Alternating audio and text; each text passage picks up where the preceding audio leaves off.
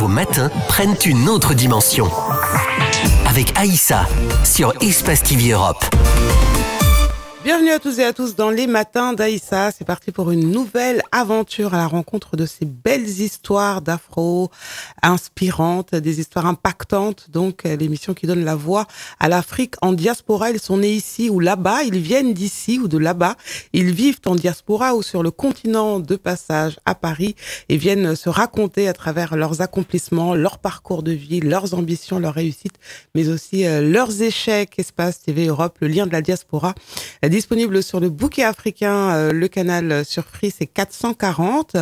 Pour Orange 589 et Bouygues 721 et c'est les matins d'Aïssa. Aujourd'hui, je vais vous emmener à la rencontre de trois femmes entrepreneurs, chacune dans son domaine de prédilection, je dirais même dans différents domaines pour certaines. Ce sont des histoires de vie de femmes issues de la diaspora, des femmes actives et résilientes qui ont décidé de passer à l'idée à l'action pour s'élever, s'épanouir et apporter un équilibre de vie et des enseignements aux membres de leur famille. Notamment, ce sera le cas de Jocelyne Pitakula. Elle est multi-entrepreneur à la tête de plusieurs sociétés, notamment une dans le BTP, une autre dans le service traiteur et l'investissement immobilier également en Côte d'Ivoire. Sa particularité et la particularité de son histoire, c'est qu'elle a embarqué toute sa famille, mari et enfants, dans son ambition d'entreprendre. Nous rencontrerons également Fanta Marena tout à l'heure. Elle est mempreneur, éditrice jeunesse, animatrice périscolaire et auteure. Elle va nous parler de ses ateliers de massage parents-enfants, inspirés des pratiques de massage afrocentré et des massages du monde pour se reconnecter avec son enfant. Nous accueillons dans un instant Larissa Boué. Elle est fondatrice de l'Africa Traiteur. C'est un service de traiteur haut de gamme basé à Paris. Elle nous raconte son histoire entrepreneuriale dans 3 petites minutes. Patience. Les matins d'Aïssa sur Espace. Notre première rencontre, c'est avec Larissa Boué. Elle est fondatrice de l'Africa Traiteur. Ça nous fait saliver. C'est un traiteur haut de gamme, basé à Paris. Elle va nous en raconter l'histoire et la genèse. Bonjour Larissa Boué, vous allez bien? Oui, Aïssa, bonjour. Merci de m'avoir invitée. Je vais très bien. Et vous-même? Oui, très heureuse de vous accueillir pour parler de cette histoire. L'Africa Traiteur. Alors, on commence à imaginer déjà les plats qu'on aime, les plats afro. Alors, racontez-nous un petit peu votre histoire entrepreneuriale. Quand avez-vous lancé l'Africa Traiteur et parlez-nous un petit peu de l'ADN de ce service de traiteur. Alors, déjà, je suis Larissa, 38 ans, et à la base, je suis ingénieure, chef de projet télécom. Et D'accord. La restauration, ça a toujours été un rêve de ma maman. Donc, quand je suis arrivée à Paris, j'ai commencé à travailler. On a eu une opportunité d'avoir un local. C'est-à-dire, mon cousin, sa belle-mère, il a eu un local. Et je me suis dit, bon, moi, j'aime les projets. À côté, j'ai maman qui adore le restaurant et j'ai l'équipe avec le cousin. Pourquoi ne pas lancer cette activité-là? Donc, c'est comme ça que l'Africa Restaurant, à la base, est né. Donc, chemin faisant, on s'est dit, on a vu qu'il y avait une place à prendre dans le marché traiteur. Ouais. On faisait traiteur et restaurant. Sauf que... Restaurant physique? Restaurant physique. Où ça? Dans le 18e, à Paris. D'accord. À Métro Lamarck-Colincourt. D'accord. Et ça, on a lancé le restaurant en 2019. Sauf que on a eu tellement de péripéties, vraiment trop de problèmes. Avec le Covid aussi, je suppose. Avec le Covid, avec les locaux même, avec le local même, avec un bailleur qui a racheté, qui n'était pas du tout commode, qui était décidé à nous faire partir. Du coup, après tout ça, après avoir résisté pendant 4-5 ans quand même, j'ai dû fermer le restaurant. D'accord. Donc là, j'ai décidé de relancer, de développer l'activité traiteur. Donc c'est comme ça que l'Africa Traiteur naît officiellement et fait son bout de chemin. Vous n'avez pas voulu vous avouer être vaincu. Vous vous êtes dit, il va falloir redémarrer, mais autrement. Oui, je n'ai pas voulu m'avouer vaincue. En fait, je me suis avouée vaincue. J'ai beaucoup pleuré. J'ai vu tous les sacrifices que j'avais faits, que la famille avait faits. vu une partie de ma vie, de ma santé, voilà, que j'avais laissé dedans. Ça a été très, très, très difficile, surtout que je pars d'une façon très, très abrupte. Il faut savoir que depuis 2019, j'étais au tribunal avec le bailleur parce qu'il avait refusé. Et en fait, il avait bouché la haute d'extraction. Moi, en prenant le local, je ne savais pas. Donc, je me suis dit qu'avec une décision de justice, il suffisait juste que la justice nomme un expert pour qu'il vienne installer l'extraction. Sauf que, du moins derrière, je suppose que le monsieur était vraiment décidé à me faire partie. Donc, du coup, en décembre, j'apprends que mes affaires sont dehors. Et ça, c'était à 2 jours d'un événement très important. Le 31 décembre, en fait, on faisait le réveillon sur une péniche, le réveillon royal. Et à 2 jours, mes affaires sont... Wow, je suis à la rue, complètement. Et donc, oui, j'ai pleuré. C'était très, très, très, très difficile. Mais je ne sais pas par quelle force... Je suppose l'entourage et la maman également, puisque c'est elle qui vous a un petit peu motivé à vous lancer. Alors, ma maman, vu toutes les difficultés pour elle, il fallait que j'arrête le restaurant. Ouais. Mais surtout ce local, elle en tremblait même. Elle n'arrivait même plus à y aller. Tellement c'était pénible pour elle. Parce qu'il faut savoir que le monsieur, en fait, quand on était là, il faisait tout pour nous faire savoir qu'il est là, pas des photos, pas des vidéos, pas des incitations. Un peu de harcèlement. Voilà, vraiment un peu de harcèlement. Il faisait vraiment tout ce qu'il pouvait et ma mère ne pouvait pas supporter. Donc pour elle, c'était une bonne chose. C'était aussi pour vous protéger, je suppose. Oui. C'était pour nous. En fait, tout ce qu'elle fait, c'est pour me protéger. Alors, qu'est-ce qui vous a permis de rebondir? Quels ont été les ingrédients? À quoi vous êtes raccroché? Alors, on va dire que c'est des amis. C'est une amie, Christelle, que je remercie beaucoup ici. Je profite de l'antenne pour la remercier. Parce qu'elle m'a dit, en fait, quand ça s'est passé, j'étais en larmes, j'étais à la rue.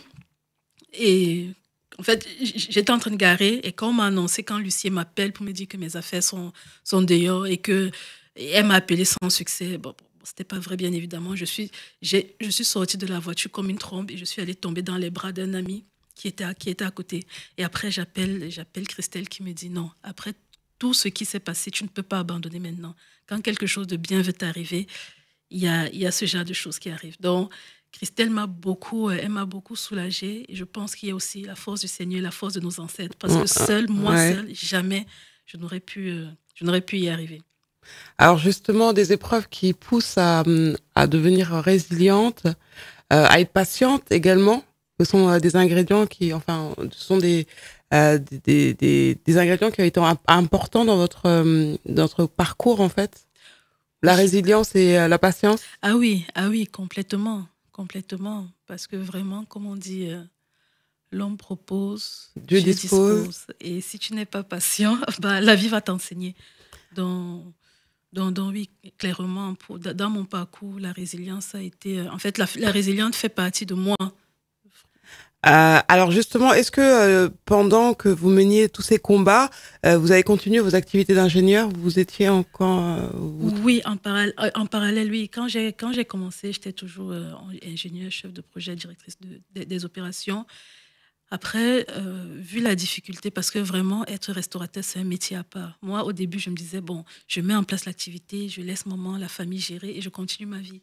Mais non, c'est vraiment un métier à part. Il faut comprendre les clients, il faut connaître les process, la comptabilité, voilà, tout ça.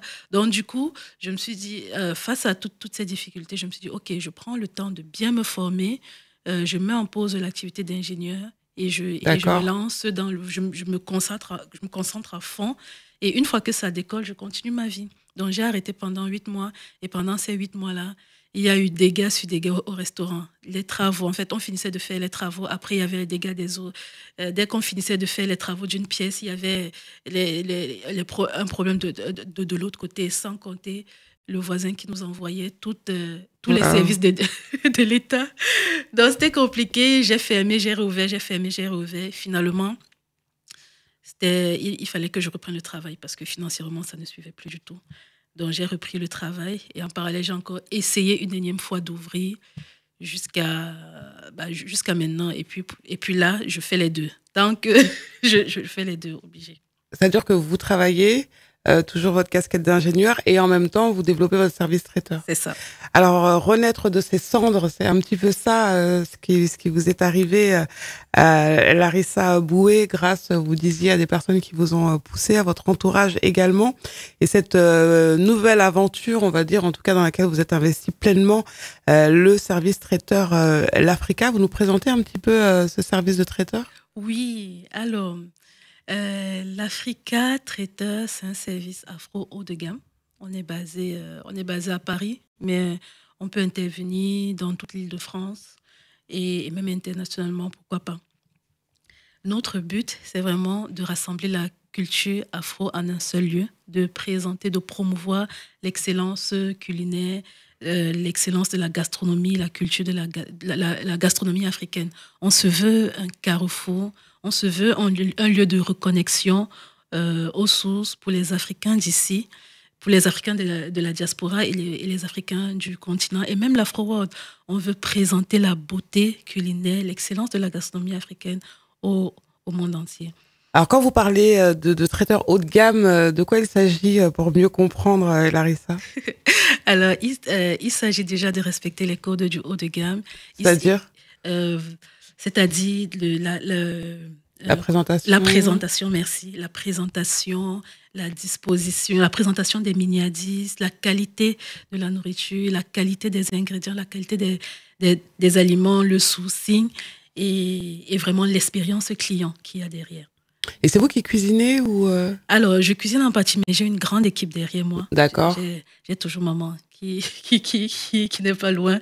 Et j'ai une équipe. Et c'est que je remercie. D'ailleurs, c'est grâce à elle que je peux faire ces deux activités tranquillement. Alors, vous dites, ce qui me distingue à travers ce service traiteur, c'est une vision contemporaine et créative de la gastronomie afro, une attention portée aux détails, au dressage et à l'expérience client, la capacité à unifier des couples mixtes et des publics multiculturels autour d'un seul menu, une maîtrise des codes du haut de gamme dans des lieux prestigieux. Alors, quels sont les retours des clients? Comment ça se passe après avoir dégusté ce que vous proposez en service traiteur haut de gamme?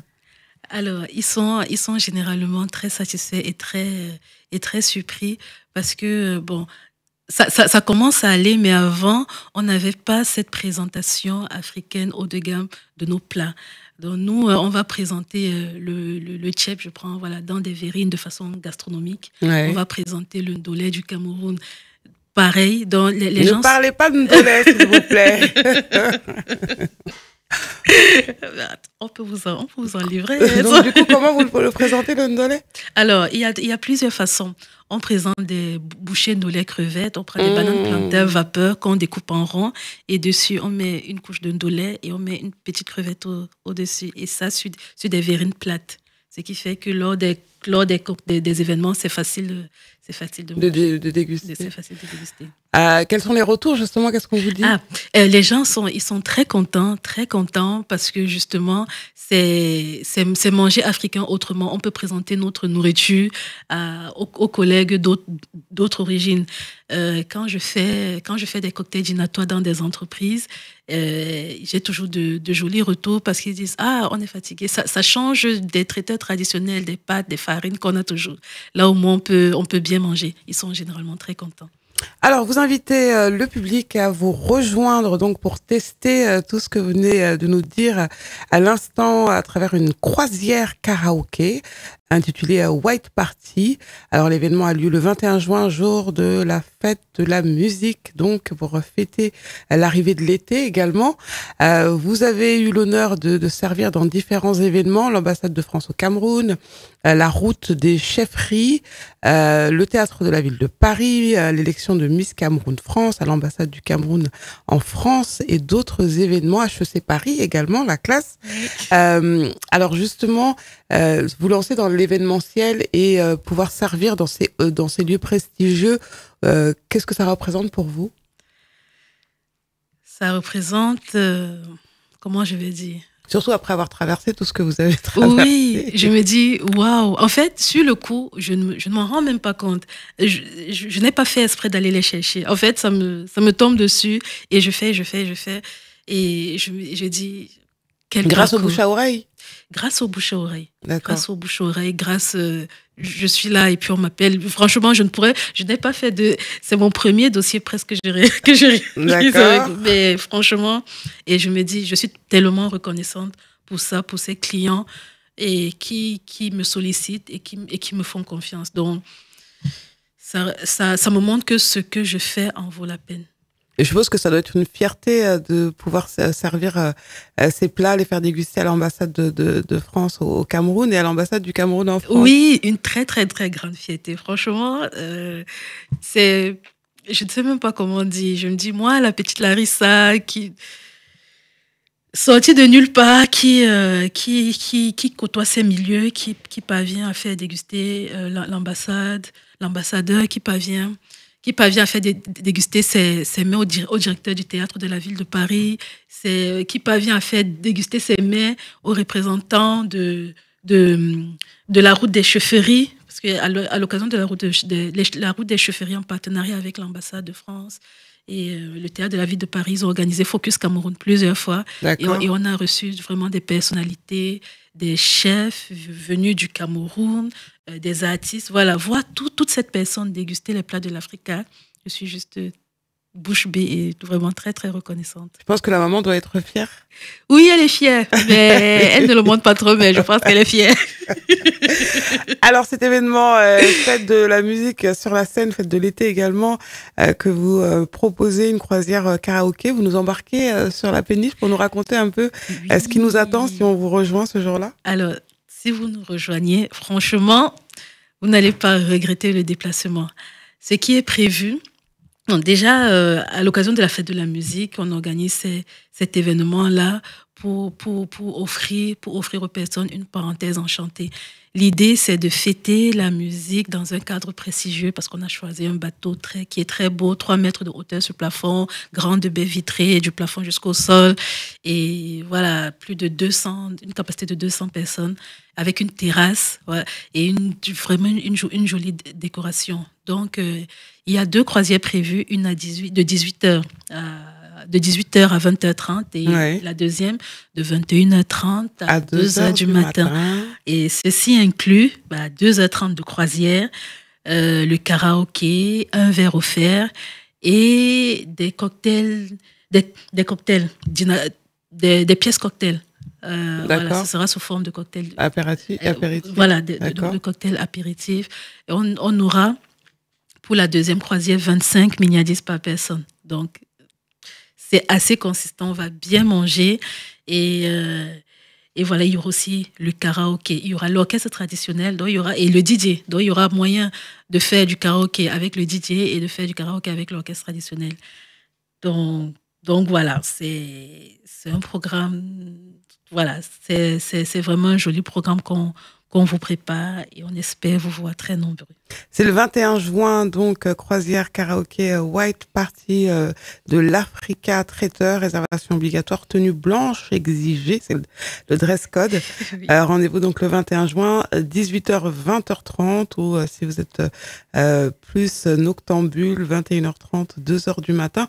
Si on veut y participer, si on veut en savoir un petit peu plus sur le service traiteur de l'Africa, où est-ce qu'on va Alors, soit sur la page Instagram, l'Africa, soit pour l'événement, la page de l'événement. Mais en tout cas, sur la page Instagram, déjà, vous avez tout. Vous avez toutes les informations. Et concernant l'événement, il ne faut pas avoir peur des prix. On commence à 50 € jusqu'à 120 €. 50 €. Ça va ? Oui, à partir de 50 € pour la première croisière. Et ça donne accès.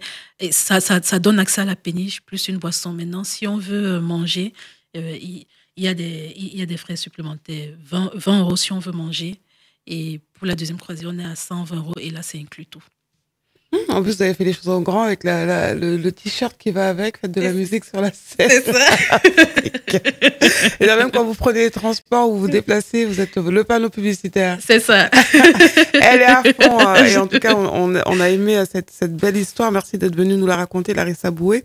Comment vous avez envie de conclure ? Qu'est-ce que vous avez envie de dire pour terminer ? Je voudrais vous dire merci. Merci pour le Merci à vous et merci au groupe Je Consomme Africain. Oui, parce que c'est grâce à eux que nous sommes là.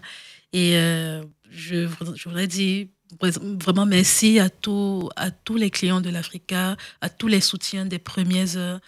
Merci à toutes les entreprises, à tous les organismes qui nous font confiance. Et pour ceux qui ne connaissent pas l'Africa, venez nombreux nous découvrir ce 21 juin. On sera là 21 juin pour cette croisière karaoké White Party. Venez habillés en blanc, cocktail dînatoire, DJ, orchestre traditionnel, etc. Donc 21 juin, 18h, 20h30 et 21h30, 2h du matin. Vous allez sur Internet pour en savoir un petit peu plus. Il y a aussi un numéro de téléphone qu'on peut donner. C'est le 06 46 78 67 03 pour ceux qui sont intéressés. Merci d'être venu nous raconter votre histoire. Merci, on vous souhaite Aïssa. beaucoup de courage et puis on salue toutes vos équipes. Merci beaucoup Aïssa, à bientôt. À très bientôt dans les matins d'Aïssa. Une belle ambiance, de belles sonorités avec Sonatata et Yafama sur Espace TV Europe dans les matins d'Aïssa. Les matins d'Aïssa sur Espace. Nous mettons en lumière des parcours de femmes afro-entrepreneurs, chacune dans son domaine de prédilection. Nous les recevons ce matin grâce au groupe Facebook Je Consomme Africain. J'en profite pour saluer les équipes de Je Consomme Africain qui font un travail assez phénoménal pour partager les savoir-faire, les histoires, connecter les afros qui entreprennent en diaspora. Donc un petit coucou à Junior, le célèbre Junior qu'on recevra également très bientôt pour venir nous raconter cette belle aventure qui continue d'évoluer. Nous accueillerons tout à l'heure Jocelyne Pitakoula. Elle est multi-entrepreneur à la tête de plusieurs sociétés. Une dans le BTP avec son mari, un service traiteur avec ses filles et une société d'investissement immobilier en Côte d'Ivoire avec des femmes qu'elle a envie d'accompagner. Sa particularité, donc, vous l'aurez compris, c'est qu'elle a embarqué toute sa famille, mari, enfant, dans son ambition d'entreprendre. Elle nous racontera cette histoire pleine de leçons, de sens. Nous accueillons donc aujourd'hui, vous l'aurez compris, des femmes afro-ambitieuses et résilientes. C'est le fil rouge de notre émission de ce mardi 3 juin 2025. Deuxième portrait, celui de Fanta Marena, déjà installée sur le plateau d'Espace TV Europe. Elle est même multi-entrepreneur, éditrice jeunesse, animatrice périscolaire et auteure, entre autres. Elle va nous parler de son actualité à travers l'un de ses ateliers de massage parents-enfants, bien-être, parents-enfants bien-être, un atelier inspiré des pratiques de massage afro-centré et des massages du monde. Donc, elle va venir nous parler notamment d'Ayo Néné, qui fait référence à la berceuse traditionnelle du Sénégal. On va en savoir un petit peu plus. Je ne vais pas vous en dire trop. Bonjour, merci de nous rejoindre, Fanta Marena. Bonjour. Est-ce que vous allez bien? Ça va bien et vous? Oui, très très bien. Alors cette question justement qui se pose, puisque vous travaillez autour du bien-être, hein, entre autres, on l'a compris. Oui. Alors parlez-nous un petit peu de ces initiatives que vous mettez en place à travers donc l'association Winiko. Winiko, oui. Vous nous la présentez, vous nous en parlez? Oui, Winiko, alors qui signifie élévation en Swahili, une langue que j'ai sciemment choisie, qui fait résonance et sens à beaucoup d'Africains, ouais. Parce que l'élévation, c'est l'objectif vers lequel on tend tous, l'élévation spirituelle, sociale. Ouais. Et donc, c'est pour ça que j'ai choisi ce nom pour créer mon association Loi 1901. Mais comme on parle aussi d'entrepreneuriat aujourd'hui, effectivement, l'association n'aurait pas été créée sans avoir dans la genèse et dans mon passé un parcours de serial entrepreneur, si je peux dire, parce que je suis un peu une touche à tout et dans différents domaines, mais ça relève toujours beaucoup de l'éducation, autour de l'éducation des enfants. Alors, cette association donc qui s'est engagée depuis à participer au bien-être des familles par des aménagements et d'espace pour que les familles savourent l'instant d'être ensemble.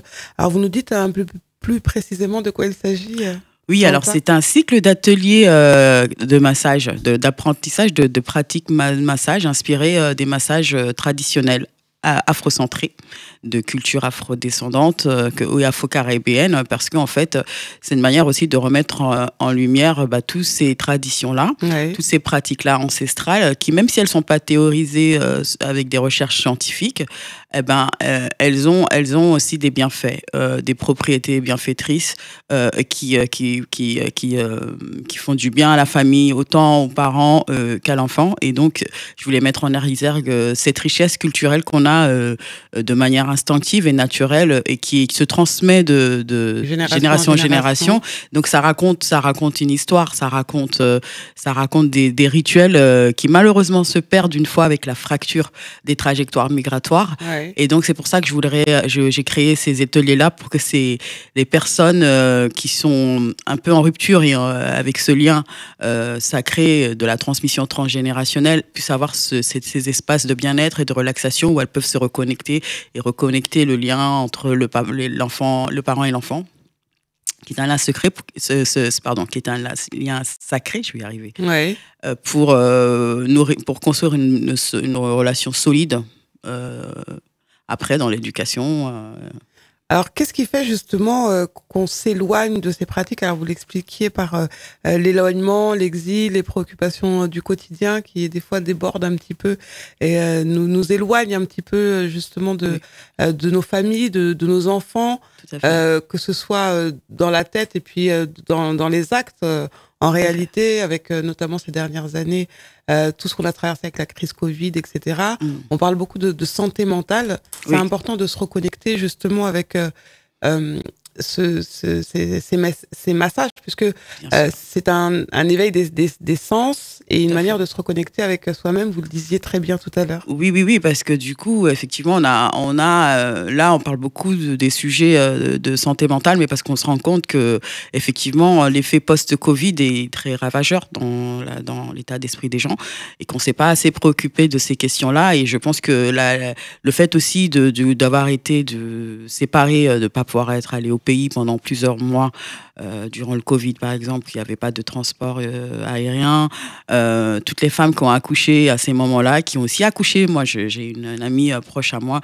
On a fait son baptême à distance. C'était juste inédit, quoi. Elle était à l'hôpital. Elle a accouché avec un masque.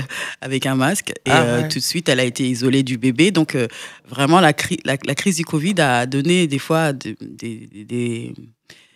des situations un petit peu rocambolesques, inédites, qu'on n'a jamais vues, mais qui ont un fort impact aussi psychique, parce que sur le coup, c'était un peu général, mais ensuite, après, quand il y a eu le déconfinement, à titre personnel, on s'est retrouvés à nouveau avec soi-même. Mais je pense qu'on a tous été changés par ce passage-là du Covid. Ces enfants, notamment, par exemple, qui sont nés et qui ont vu arriver sur Terre une maman avec un masque, qui ont évolué pendant quelques années. Dans les premières années pour faire la tétée, pour créer le lien, c'est difficile parce qu'il y avait toutes les précautions dues au Covid. Donc porter le masque, se laver les mains. Enfin, il y avait rien de naturel. On avait l'impression que c'était des maternités médicalisées, même une fois que vous rentrez à la maison. Donc là, c'était quand même assez. C'est ce qui m'a interpellée et je me suis dit, en fait, on parle beaucoup de postpartum aussi, de maman de baby blues. Moi, je vois aussi dans mon association des adhérentes, souvent ce sont des mamans qui ont accouché ici toutes seules et elles disent, j'ai pas ma mère à côté de moi pour m'apprendre les premiers gestes. Moi, je connais pas comment on peut masser le bébé, comment l'apaiser. J'ai l'impression que je vis une maternité hyper médicalisée, hyper structurée. C'est bien, c'est vrai que j'ai les structures, j'ai les institutions parce que je suis dans un pays où il y a ça, mais en même temps, ce lien sacré, moi, j'en ai besoin parce que j'étais bercée par cela et j'aimerais pouvoir qu'on m'apprenne ces gestes-là. Donc moi, je travaille avec des personnes qui ont une formation, une certification dans ces pratiques de massage parent-bébé pour le bien-être autant du parent que de l'enfant. Et donc, alors, on le connaît, ce massage africain vigoureux, on va dire. Moi, j'ai vu ma nièce se faire masser par une maman ivoirienne qui venait. Je me disais, mais elle va nous la casser. C'est vrai. Moi-même, en tant que mère de 3 garçons, c'est ma mère qui prodiguait les premiers massages. Ouais, avec le karité. Oui, c'est le fameux massage au karité. Et donc, c'est vrai que je trouvais que c'était c'est assez impressionnant, en fait. Ouais. Et une fois que je suis rentrée à la maison, parce que encore une anecdote où il a vraiment la ritualisation. En fait, moi, après mes accouchements, je suis restée 3-4 mois chez ma mère avant de retourner chez moi. Parce que les premiers gestes avec les nourrissons, c'est elle qui me les a prodigués. Et je pense que ça manque à beaucoup de femmes. Donc il y a déjà cette espèce de rupture avec le lien familial dont je disais, qui fait que ça peut jouer aussi sur des dépressions périnatales et du postpartum derrière, quand on cumule aussi d'autres difficultés sociologiques, économiques. Solitude, manque de communication dans le couple, parce que c'est aussi une affaire de couple, parce que c'est pas que une affaire de maman, c'est une affaire de couple et d'enfant, parce que voilà, pour qu'il y ait un enfant, c'est qu'il y a ces deux êtres c'est la rencontre de deux êtres, et quelle que soit l'histoire derrière, l'accompagnement du papa est primordial, en tout cas la présence, mais pour ça aussi, il faut aussi des espaces où les parents peuvent déposer la parole. Et même papa a le droit de dire, je ne sais pas aussi, mais je voudrais apprendre, je voudrais aider ma compagne, ma femme à aller bien, qu'on aille tous bien en fait. Donc, Et puis des espaces de discussion également pour pouvoir faire échanger les parents ensemble sur leur situation, des groupes de parole en fait. Exactement, des groupes de parole où ça peut découler sur ça, une première discussion qui va enclencher derrière un suivi avec une thérapie du couple ou pas, mais en tout cas quelque chose qui déclenche sur des choses qui tendent à l'harmonie familiale. Alors, on va revenir sur ces massages, puisque vous êtes venu nous parler de votre actualité à travers le prochain atelier qui aura lieu ce week-end. Donc, on va en parler dans un instant.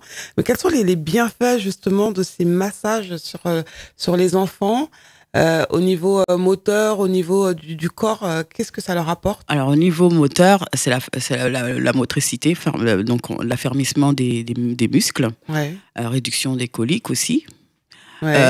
Sur le plan psychique, c'est vous créez une relation de confiance, parce que l'enfant, lui, il ne parle pas encore, mais il a un langage corporel en fait avec lequel il communique avec vous.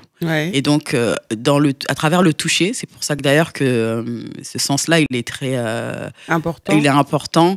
Vous communiquez, c'est la communication non verbale, mais c'est de la communication quand même, et vous rassurez l'enfant. C'est une manière de lui transmettre de l'amour, des mots, même si on peut chanter en même temps, et d'ailleurs il y a la comptine en fait. Tout à fait. Alors, c'est pour ça que j'ai fait référence à cette berceuse-là qui, moi, m'a accompagnée durant mes 3 maternités et mes 3 grossesses.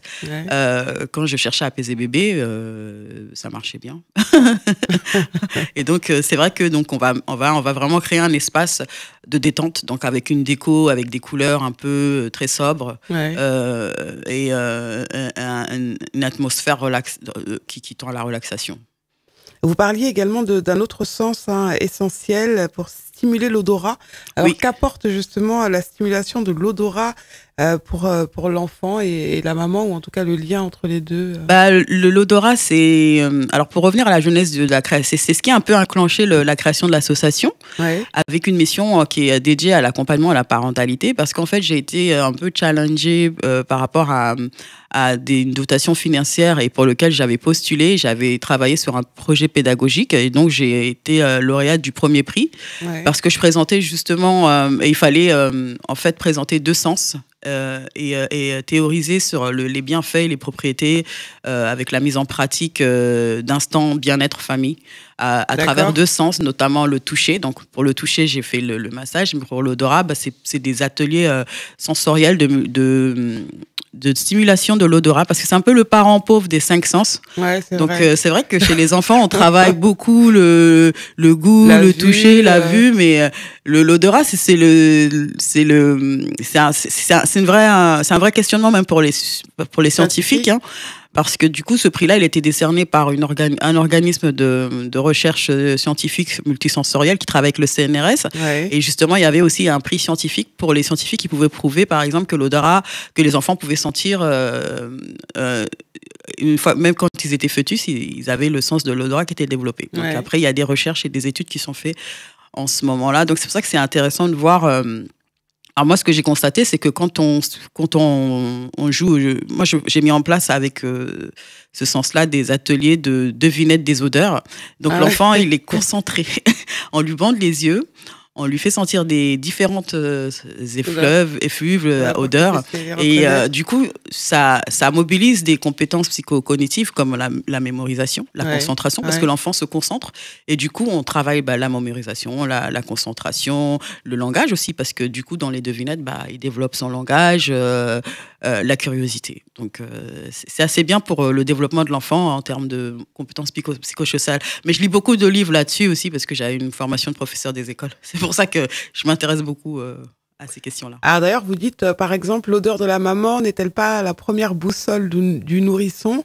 L'odeur du doudou ne procure-t-il pas des émotions? Oui, le doudou est très révélateur de l'importance de l'odeur, en fait, dans le développement des enfants, hein, dans leur développement psychosocial, psychocognitif, parce que c'est vraiment un exemple vraiment évident sur le fait que quand le doudou n'est pas là, l'enfant est malheureux. Parce que dans le doudou, il y a l'odeur qui lui rappelle la maison, qui le rassure.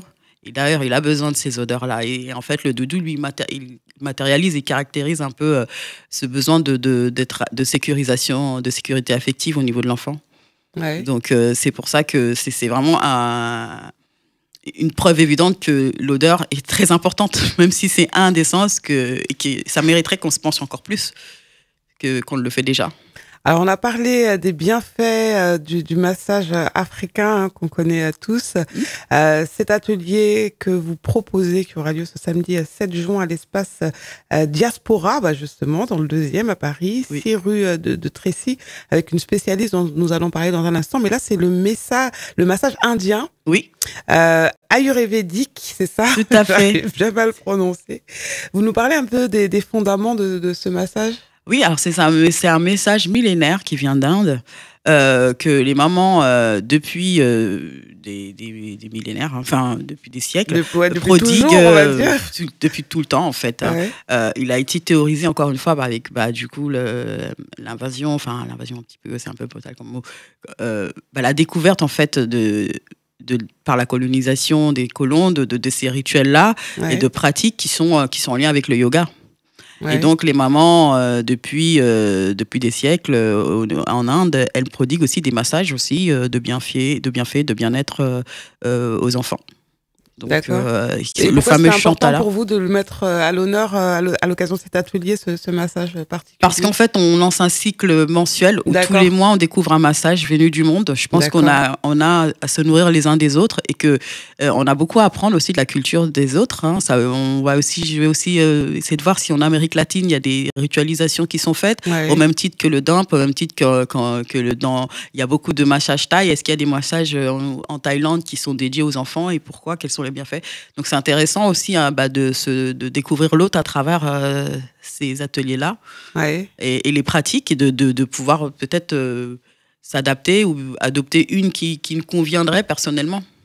Alors un massage également appelé Abhyanga, une pratique qui est de la médecine traditionnelle indienne, on vient de le dire, qui permet de rétablir l'équilibre du corps et de l'esprit en agissant sur les énergies vitales. Oui. C'est tout un programme, ça.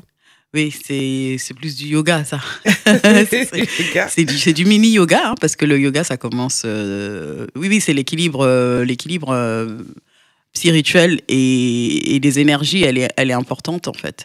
Alors, un atelier qui sera animé par Akouvi, praticienne en massage bébé certifié. Vous nous parlez un petit peu de cette spécialiste? Alors, cette spécialiste, c'est une amie à moi qui est aussi maman. Qui a aussi les mêmes problématiques et les mêmes questionnements et qui a aussi trouvé les solutions pour apaiser et pour trouver des liens de relations et de sécurisation affective dans sa famille avec les cultures du monde.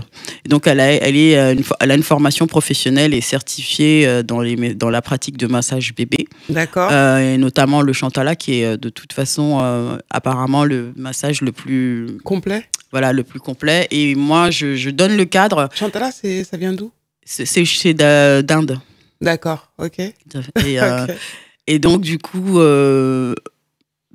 Akouvi est une belle personne professionnelle qui a un vrai engagement au niveau de la famille, qui elle-même s'inspire de son propre parcours familial, qui veut transmettre à travers sa pédagogie et son savoir-faire et être toutes les clés de l'épanouissement personnel et familial aux familles qui bénéficieront de ces ateliers-là. Alors en fait, le message, en gros, c'est venez découvrir ces pratiques, venez avec vos bébés, vous reconnecter un Exactement. petit peu et leur apporter un petit peu d'apaisement, de sérénité. Et vous apportez aussi à vous aussi, autant à vous qu'à bébé. Ouais. Et vous repartez de là avec les clés, toutes les clés qui répondront, nous l'espérons, à vos questionnements pour le bien-être familial et l'harmonie. Et l'atelier est offert.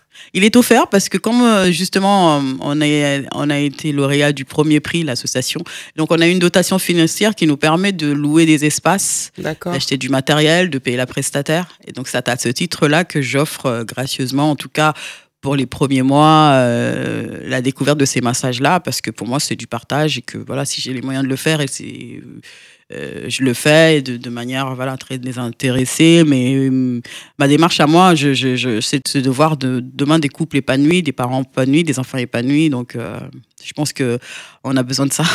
Alors, atelier découverte massage, l'atelier est offert samedi 7 juin à l'espace Diaspora à Paris dans le 2e, 6 rue de Tracy. C'est de 11h15 à midi, donc 45 minutes de bien-être, de partage, de reconnexion entre vous et votre bébé ou votre enfant 0 à 3 ans.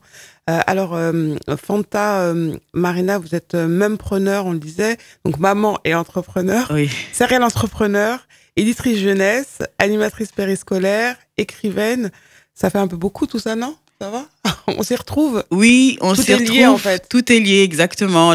Si vous voulez, l'activité d'édition de jeunesse qui a duré et qui dure encore, hein, parce que j'ai encore une publication cette année. Ouais. Ça a été créé en 2019, justement, post-Covid. Ouais. Parce que je me suis lancée dans l'entrepreneuriat après 10 années de salariat.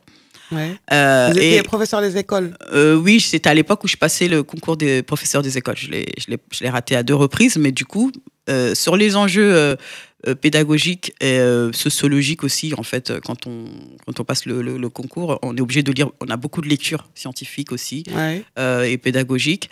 Et donc, du coup, moi, c'est une passion parce que je suis aussi maman. Je cherchais des clés et des solutions à des livres, par exemple, que je ne trouvais pas sur le marché et qui correspondaient à des besoins et des attentes de mes fils qui sont afro, qui sont noirs. Comme quoi, par exemple? Un livre, tout simplement, avec un personnage afro-descendant, personnage principal, mais qui ne soit pas stéréotypé, ouais. Qui raconte des histoires d'enfants et qui permet aux enfants de se reconnecter au livre et donc à la lecture. Parce que la lecture, ça reste quand même, déjà, au-delà de l'enjeu purement académique et scolaire, ça reste quand même un outil puissant, le livre, pour pouvoir vous cultiver et donc ouvrir des portes.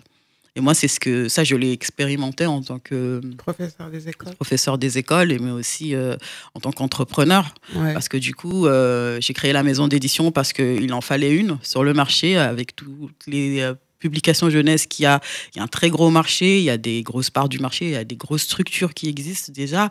Mais la question de la diversité, comme on dit, elle n'est pas à l'ordre du jour. Mais ça va quand même mieux. Oui, ça va mieux. Années, on va dire. Voilà. Grâce à des personnes comme vous qui ont exactement. C'est parce qu'on a impulsé et que c'était cette époque-là où Little Nappy et toutes les collègues, d'ailleurs Maka qui a fait le Djibril et tout ça, et je me suis lancée. Mais moi, j'ai fait une box au départ. J'étais distributrice de livres. Je sélectionnais des livres où il n'y avait que des personnages afrodescendants. Et je pense que c'est ça qui a un peu fait la différence au niveau des institutionnels. Ouais. Parce que du coup, il y a eu beaucoup de ventes. Covid oblige aussi. Donc, il y avait beaucoup de ventes en ligne. Donc, quelque part, ça a aussi eu des avantages pour certains. N'est-ce pas? Donc, c'est comme ça que j'ai réussi à me faire connaître au niveau des institutionnels. C'est surtout là où il est difficile. Il y avait un vide à combler. À combler, exactement, mais aussi un message à faire passer. Ouais. Que c'était important, par exemple, pour l'éducation nationale, quand on veut relever les résultats des taux scolaires, il faut aussi que les contenus soient en corrélation avec le public et les élèves de certaines écoles. Et donc ça, certains enseignants l'entendent, mais pas forcément les institutionnels. Mais ça a bien progressé parce qu'il y a beaucoup de personnes qui se sont lancées sur ce marché-là, en auto-édition, que ce soit en professionnel, dans des structures professionnelles comme moi. Donc du coup, aujourd'hui, il y a quand même une reconnaissance et ça, je pense qu'à un moment, c'est le fruit de notre travail collectif qui commence à payer petit à petit. Il y a une nette amélioration, effectivement. Et vous continuez d'éditer, justement? Mais moins, une petite pause, mais il y a peut-être une publication par an. Par exemple, cette année-là, encore une fois, l'Afrique qui m'inspire. Parce que peut-être que moi aussi, je suis en plein besoin de retourner aussi me ressourcer. Ouais. Ça fait plusieurs années que je ne suis pas allée. Et en fait, là, dans la dernière publication jeunesse, c'est l'histoire de Elijah, qui est un jeune garçon. Et je me pose toujours la question de comment ils voient le monde et comment ils perçoivent la perception de l'Afrique. Ouais. Ces jeunes qui sont de la diaspora noire, qui sont nés hors du continent. Et en fait, comment ils expérimentent la première rencontre avec le continent africain. Ouais. Donc, c'est ce thème-là que j'ai voulu explorer avec Vacances au pays. Ouais. Sauf que lui, ça se passe bien parce que c'est une démarche personnelle, mais c'est aussi un petit peu une sensibilisation pour dire que l'Afrique ne devrait pas être un lieu de rencontre un peu punitif ou expéditif. Ouais, parce que souvent on dit fais attention, sinon tu vas aller au pays. Voilà, c'est ça. Alors pourquoi? Alors du coup, ça fausse vachement la donne sur la perception qu'on a de l'Afrique. Donc j'ai donné une vision positive parce que c'est vrai que même moi je l'ai dit en tant que maman, mais c'est des choses sur lesquelles on essaye. En fait, c'est des choses qu'on a entendues, donc du coup, automatiquement on les dit sans s'en rendre compte. C'est avec du recul qu'on se dit attention, faut éviter. Oui, c'est ce que je me suis dit. J'ai dit, est-ce que je donne pas une mauvaise vision de l'Afrique? Est-ce que l'Afrique, est-ce qu'on va en Afrique comme on va au coin quand c'est ça, on est puni? En prison. C'est ça. Donc non. Alors que c'est censé être tout le contraire. C'est ça. Et donc c'est ce que j'essaye de transmettre dans ce message-là. Et du coup, vos enfants, vous les avez emmenés oui. Et d'ailleurs, là, c'est des jeunes hommes. J'essaie d'emmener très jeunes. Hein. Et ils ne sont pas retournés depuis, mais ils sont en demande. Cette année, on repart. C'est vrai? Oui. Et qu'est-ce qu'ils ont aimé, en fait c'est en ça que je fais référence dans le titre Vacances au pays. C'est le contexte des vacances aussi. Ouais. Donc l'accueil, la famille. La notion de liberté. La notion de liberté, le beau temps, tout le temps. Ouais. la nourriture. La piscine, la plage. Oui. Non, par contre, je veux dire, quand on y était, ils se sont très vite adaptés. Hein. Nous, on vient d'un quartier populaire. Enfin, voilà, moi, je suis de Dakar. Ouais. Je suis de Gueule-Tapée. Et donc, du coup, ils ont dû s'adapter, en fait. Hein. Ils ont mélanger aux autres se mélanger aux autres enfants. Voilà, faire comme tout le monde. Il n'y avait pas de... Voilà. Et bon, ils se sont très vite adaptés. Donc, non, aujourd'hui, ils sont fiers et ils demandent à retourner en Afrique, à repartir, en tout cas en vacances, à redécouvrir. Donc, cette année, il est prévu qu'on revoyage. Alors, plus moyen de leur dire je vais te punir, je t'envoie au pays. Là, du coup, le message... Ça n'a jamais marché avec eux. non, au contraire, on dit c'est très bien. Alors, vous avez été lauréate en 2021 du prix des femmes du Cercle du Grand Paris. Qu'est-ce que c'est? Alors, c'était un prix qui était décerné par rapport à la boxe en 2021. D'accord. Pour le caractère innovant, parce que c'était un produit qui mettait en avant la diversité, l'enfance, l'éducation, sous le format d'un cadeau. Donc, c'était vraiment un coffret livre. Et donc, j'ai eu une distinction par rapport à ça. Et puis, quelques années plus tard, pour moi, le prix le plus essentiel, c'est celui que j'ai eu l'année dernière aussi. Par femme de culture. Oui, parce que je me dis, enfin, cette question de diversité, dans la culture française, il y a une prise en compte, en fait. Ouais. De ce qu'on dit depuis plusieurs années, que la représentation compte. Ouais. C'est vraiment notre fer de lance pour ce pourquoi on se bat. Je dis moi j'englobe les collègues, les copines avec qui on a commencé et que je vois qu'il y en a qui continuent. Et je dis enfin, ce sujet-là, il est reconnu, en tout cas par les institutionnels, parce que c'est toujours là où le message il doit être entendu. Vous avez été distingué dans la catégorie édition et presse, donc, et puis toujours la même année 2024, premier prix d'action pédagogique décerné par 500 Kids Foundation. Ouais. C'est quoi? C'est un organisme de recherche scientifique et d'enseignement sur le multisensoriel, celui qui m'a donné les moyens aujourd'hui de mettre en place les ateliers que je prépare samedi, donc la dotation financière, parce que justement, comme il fallait présenter des projets pédagogiques qui mettent en exergue deux sens, notamment le toucher et l'odorat. D'accord, ok. Donc c'est par rapport à ça. Alors, l'association Winuko, dont vous êtes la présidente, qui propose des ateliers de massage, et venez découvrir ce samedi le massage ayurvédique. J'arrive jamais à le prononcer.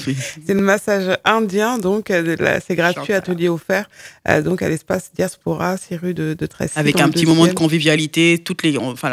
La patricienne sera là pour répondre à toutes les questions post-atelier. Il est prévu une collation, voilà. Vraiment, venez, on vous accueille à bras ouverts si vous avez besoin d'avoir des moments de sécurité affective et émotionnelle, de recréer des liens, de la communication et du dialogue dans votre couple et avec le bébé. On vous venir attend. En couple? Les papas sont bienvenus, ils peuvent venir à deux. Alors, juste en quelques mots, pour terminer et clore notre entretien, Fanta Marina, Vous êtes né ici, vous nous racontez un peu votre trajectoire en quelques mots? Moi, je suis née à Dakar. D'accord. Alors moi, je suis arrivée très jeune. Je suis l'enfant issu de l'immigration classique. Hein. J'ai rejoint ma mère et mon père à l'âge de 5 ans. Et ensuite, j'ai fait mon parcours de combattant à Paris. Donc, ça veut dire quoi, ça? C'est-à-dire que j'ai toujours vécu à Paris. Et donc, j'ai aussi, on me dit, tu es assez parisienne dans ta façon de faire et d'être. En fait, c'est ça qui est bien, parce que je me nourris de mes deux trajectoires. Ouais. Mais j'ai toujours besoin aussi de me ressourcer. Donc, j'ai passé beaucoup de temps en France. J'ai voyagé aussi, essayé de me confronter à d'autres cultures, voir aussi comment on appréhende le monde, comment les gens voient le monde selon leur prisme, selon la situation géographique où ils sont. Mais j'ai depuis quelques années l'appel au pays, de retour au pays. Ouais. Je crois comme pas mal de ma génération. J'ai l'impression d'avoir fait le tour en France. Ça m'a beaucoup apporté, mais je pense que j'ai aussi beaucoup à faire sur... Retourner pour s'y installer, essayer de... S'installer, oui. Essayer de... Donc là, d'ailleurs, j'ai prévu de participer au prochain salon du livre féminin de Dakar, qui a lieu au mois d'octobre. Okay.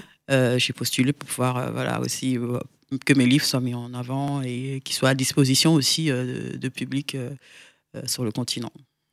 Bon, on vous le souhaite de tout cœur, on croise les doigts. Oui. Il n'y a pas de raison en même temps? Oui, il n'y a pas de raison, non, ça va bien se passer, comme on dit. Comment vous avez envie de conclure?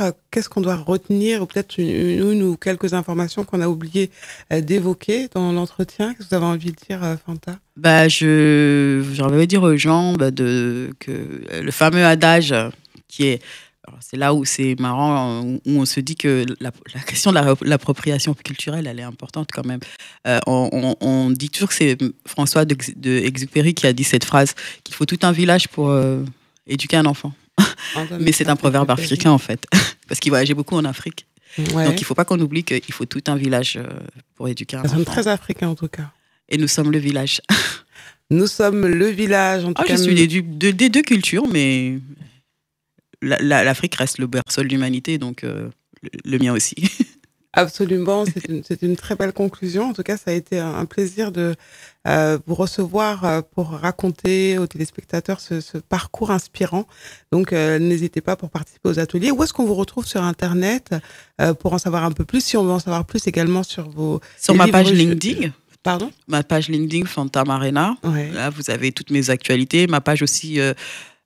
Instagram, où je suis beaucoup plus active aussi, présente aussi, sur Facebook, en fait, tous les plateaux classiques. On a aussi un site internet, justement, qui s'appelle Carité et Fruits, parce que je développe une gamme de produits et de cosmétiques pour enfants qui doit être lancée sur le marché bientôt. Carité et Fruits. Donc, fruits? Oui, tout à fait. Donc, c'est comme justement en référence au massage aux Carités, c'est l'ingrédient premier que j'utilisais et j'ai voulu le remettre à l'heure du jour en lui apportant une touche un petit peu fruitée. D'accord. Voilà. Pour que ça parle aux enfants. Exactement. Et l'odorat, du coup, ça revient. Exactement. La boucle est bouclée. Fanta Marena sur les réseaux. Fanta Marena, c'est M-A-R-E-N-A. Merci beaucoup d'être venu dans les matins d'Aïssa. Je vous remercie beaucoup de votre accueil. À bientôt. À bientôt. L'histoire s'écrit avec des cris. Toujours. Un cri du cœur d'abord, pour célébrer la joie d'être ensemble. Tous ensemble. Un cri de joie ensuite, plus fort encore. Toujours plus fort.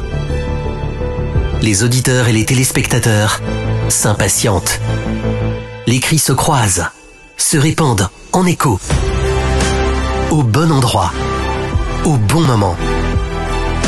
Les cris deviennent des chants, ou l'inverse. Mais rien n'est si simple. L'histoire ne s'écrit pas d'avance. Les cris de douleur précèdent les cris de rage. Les cris de désespoir résonnent sans fin. On retient ces cris sans souffle même. Plus de son, presque plus d'image. Mais avant un dernier souffle, il y a un dernier cri. Celui de la délivrance. Celui de la survie. Le cri qui libère les corps, les larmes, les cœurs et les âmes aussi. Viennent enfin les cris d'amour. Les cris de fête. Les cris qu'on ne contrôle plus. Les cris qui donnent un sens à tout. À la vie surtout. Sur Adafo Média, l'histoire s'écrit avec des cris. Toujours. Toujours. Toujours. Toujours. Toujours. Des cris qui résonnent dans les matins d'Aïssa. Les matins d'Aïssa. Sur Espace. Des cris, des propos plus doux, aussi un message, la persévérance, la résilience, l'audace et surtout croire en son potentiel. Donc nous allons parler de tous ces aspects avec Jocelyne Pitakoula dans un instant.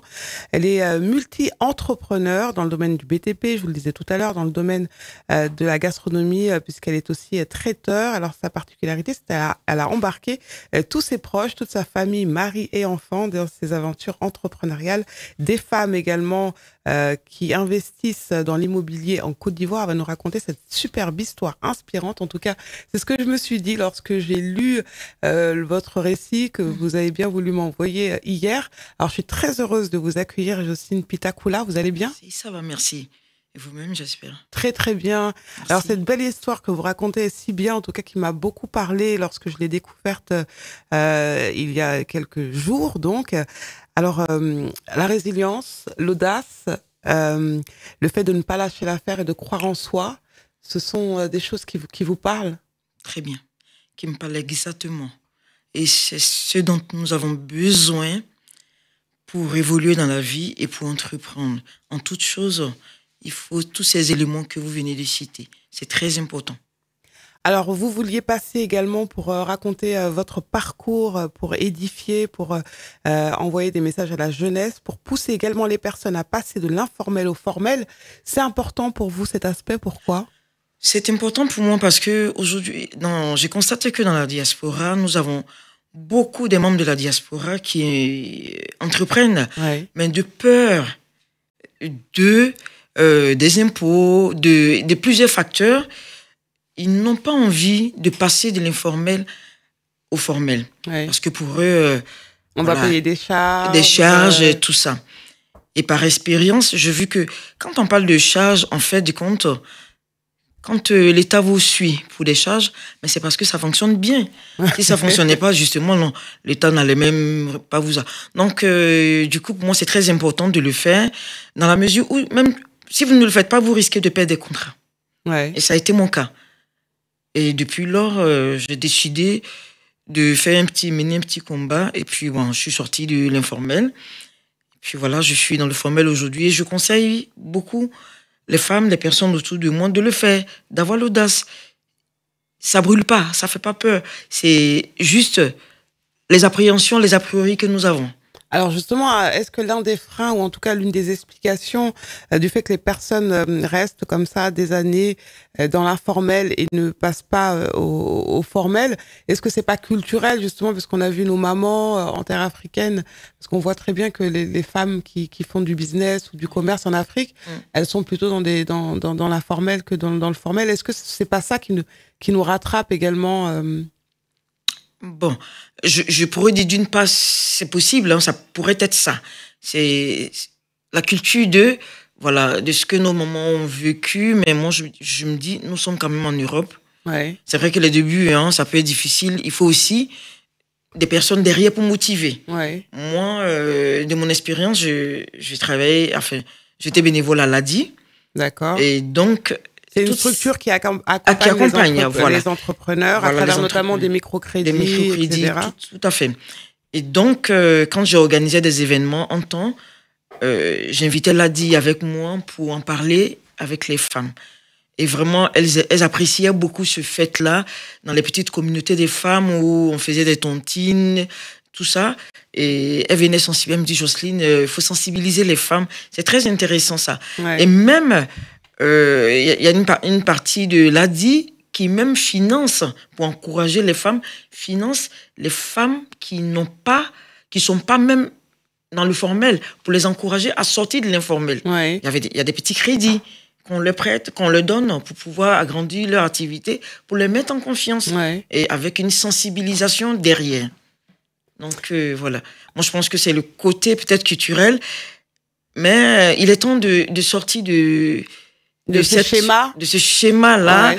Et quand on fait de l'entrepreneuriat, voilà, que c'est pas la mer à boire. C'est vrai que, voilà, quelquefois, tout le monde n'est pas fait pour ça. Mais bon, quand on veut, on y arrive. Et justement, qu'est-ce que ça vous a apporté, vous, de passer de l'informel au formel? Pourquoi est-ce que c'est important de communiquer dessus? Parce que je suppose que ça vous a apporté quelque chose, vu comment vous en parlez. Oui, bien sûr. Et en effet, ça m'a apporté quelque chose dans la mesure où, comme je vous disais tout à l'heure, j'ai eu à perdre 2 contrats. Oui. Puisque quand j'ai eu ces 2 fameux mariages des clients, à un moment, on me demande l'assurance professionnelle. Oui. Je dis à mes filles, ben, dis donc, on nous demande l'assurance, comment on fait? Je dis, oh maman, vas-y. Donc, du coup, je dis, bon, écoutez, il est temps qu'on passe à la vitesse supérieure. À la vitesse supérieure. Étape, ça va nous grandir, ça va nous donner une image, ça va rehausser notre blason. Ouais. Voilà. Et donc, du coup, depuis là, je dis à mes filles, ben, on déclare. Et au dernier événement, on nous a pris comme prestataire du Salon de l'Aveyron, le livre du week-end de l'écrivain. Et là encore, on nous demandait encore une assurance. Vous avez vu, si j'avais pas déclaré l'entreprise dans le temps, enfin, les on années aurait passées... loupé un autre contrat. Voilà. On n'allait pas nous faire du contrat et puis on allait être embêté, on allait perdre une bonne opportunité. Et aujourd'hui, le fait d'être déclaré nous ouvre certaines portes. Ouais. Voilà. Qu'on n'aurait pas eu en étant dans l'informel. Alors, votre autre message, c'est aller toucher vos rêves, passer du projet à l'action, passer de l'idée à la concrétisation. C'est ça. Allez-y. Foncez. Et pourquoi ce message? Ce message, parce que beaucoup d'entre nous sont encore dans le doute. Ils sont dans le confort du salariat. Je les comprends. Hein. Tout le monde n'est pas fait pour être entrepreneur dans tous les cas. Absolument, c'est important. Donc, pour moi, je pense que même en partant d'une complémentarité salariale pour entreprendre, on peut aboutir à l'entrepreneuriat en totalité. À ton plein, oui. Voilà. C'est souvent ce que font les personnes en général. Voilà.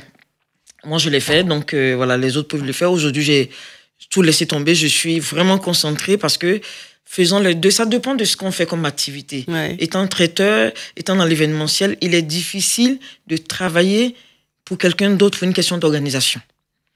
Parce que voilà, quand tu as un CDI ou un CDD et que tu as un événement en cours et que tu demandes à tes responsables la permission, on t'amène bouler, on te dit voilà, c'est impossible. Tu te dis, bon, il y a quelque chose qu'il faut faire là pour sortir de là. Alors moi, ce qui me plaît aussi, c'est votre rôle de catalyseur de cette famille, puisque vous avez embarqué tout le monde, les enfants, le mari, dans ces aventures entrepreneuriales. C'est une belle histoire. Exactement. Alors en fait, vous êtes multi-entrepreneur, vous évoluez à travers 2 entreprises familiales. Oui. CEO Couverture, c'est dans le milieu du BTP, des travaux publics en fait. Oui. Vous avez fondé avec votre mari, oui. Mais vous avez mis des années à le convaincre, ce mari. Ah oui. Vous nous racontez un petit peu cette aventure? En fait, voilà, mon époux, c'est quelqu'un de très réservé. Ouais. C'est quelqu'un de très dans son coin. Bon travailleur, il est. Ouais. Mais en matière d'initiative, comme entreprendre et autres, c'est pas son truc.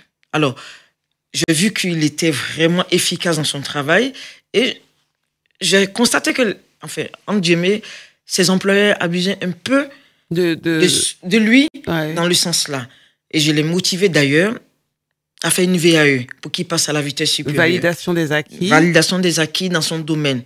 Et quand il l'a fait, je l'ai fait à sa place, hein, ça je ne le cache pas. Oui, bah oui. Voilà, et quand il l'a fait, il a eu une augmentation un peu de responsabilité. Mais toujours est-il qu'il y a quelque chose qui ne passait pas pour moi. Et donc, un jour, je lui ai dit, mais écoute, tout ce que tu as comme talent, toutes ces valeurs que tu donnes aux autres, pourquoi ne pas créer pour toi-même? Et comme moi-même, j'avais envie de créer quelque chose, mais je ne savais pas quoi au départ. Je suis passée par lui pour pouvoir créer. Il m'a dit, mais non, écoute, et si ça ne marche pas demain, si je n'ai pas de revenus, on dira oui, je n'assume pas. Donc moi, je lui ai dit, tout est une question de confiance. Je vais t'aider. Nous allons travailler dessus. Comme moi-même, je suis quelqu'un de... Voilà. De têtu? De têtu. Et puis, j'aime prendre le devant des choses. Ouais. Honnêtement, ça ne veut pas dire que je porte la culotte, mais mon mari me connaît pour ça. Je suis toujours devant. Je fais parce qu'il est très timide. Voilà. Donc, je lui ai dit comme ça. Il m'a dit, je vais réfléchir. Et au bout de 5 ans, j'ai mis mes filles dans le jeu. Je lui ai dit, écoutez, mettons la pression sur papa.